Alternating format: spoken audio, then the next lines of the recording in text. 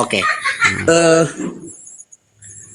saya Katolik. Ini saya terkait dengan beberapa bulan yang lalu saya menonton channel Abang. Kalau nggak salah itu di bulan April. Bulan April yang lalu. Itu ketika berdebat dengan salah seorang Muslim mengatakan bahwa banyak gereja-gereja juga yang tidak sehat. Banyak gereja-gereja yang tidak Salah sehat. satu diantaranya, ya, Oke. salah satu diantaranya karena ada patung di dalam gereja. Gereja ada patung dalam gereja. Lalu? Ya, ketika dulu Muslim menunjukkan video dalam sebuah perayaan, lalu ada umat yang cium-cium patung Yesus. Nah, jadi ini mau saya sampaikan juga Bang bahwa kalau memang Bang Edis juga tidak begitu paham soal patung Yesus, barangkali tidak usah dijelaskan kepada non-Kristen bahwa itu gereja tidak sehat. Oke. Karena Baik. jujur kami dari gereja Katolik merasa bahwa itu gereja kami itu tidak sehat. Oke. Boleh saya jawab, Bang? Nah, sebentar dulu Bang. Oke, silakan. Jadi memang saya tahu bahwa dasar Bang Edis bahwa mengatakan jangan membuat bagimu patung.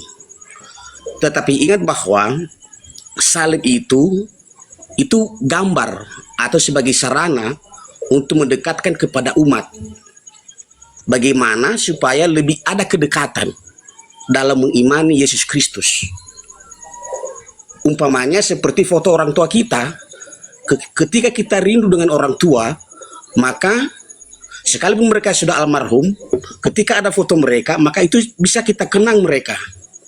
Dan ketika kita berdoa sebagai sarana untuk lebih dekat kita kepada mereka.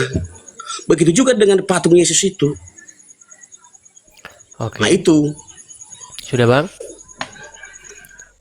Sudah Bang. Oke. Bisa setanggapi ya, Bang ya? Silakan Bang. Oke.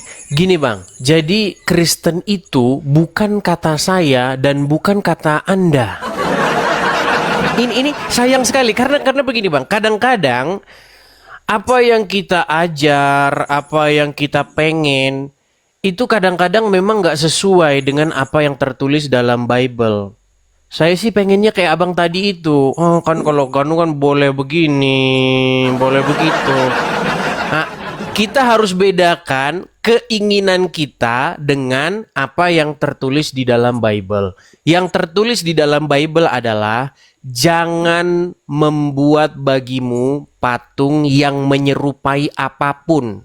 Baik yang ada di langit, baik yang ada di bumi, baik pula yang ada di dalam air, di bawah bumi.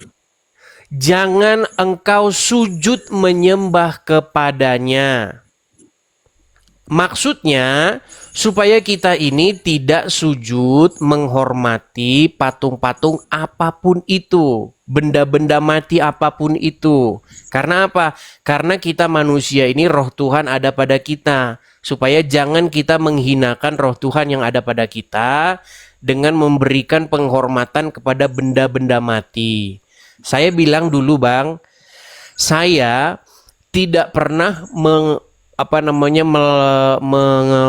melawan pembuatan patung-patung Yesus. Saya tidak pernah melawan itu.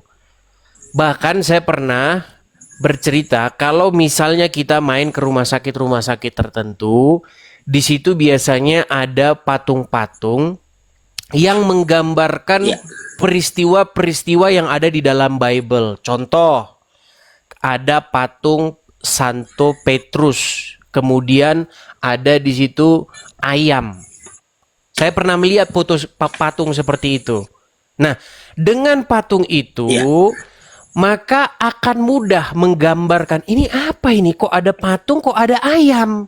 Nah, itu menggambarkan untuk menjelaskan bagaimana Santo Petrus teringat dengan peristiwa yang dia alami. Ada peristiwa sejarah di balik itu. Nah, begitu juga ketika kita melihat patung-patung, misalnya ketika patung Yesus memikul salib, patung Yesus ketika itu menggambarkan kepada orang-orang visualisasi melihat ini apa namanya dengan mata seperti itu apa yang terjadi. Tetapi ketika seseorang sudah sujud, sudah menyembah-nyembah kepada patung itu yang saya bilang sudah tidak sehat. Itu bukan ajaran yang biblikal. Masalah saya dikritik oleh apapun, saya sudah biasa, Bang. Saya tidak pernah mempermasalahkan orang mengkritik saya. Yang jelas saya memberitakan apa yang tertulis dalam Bible. Kristen adalah apa yang tertulis di dalam Bible itu. Bukan apa kata congornya para pendeta dan para uskup. Para romo, bukan. Mau romo, mau uskup, mau pendeta, kalau omongannya bertentangan dengan Bible, sebagai orang Kristen, kita pilih apa yang kata Bible saja. Mana yang lebih tinggi? Perkataan Tuhan di dalam Bible atau perkataannya bapak-bapak pendeta atau bapak-bapak pastor? Atau bapak-bapak romo?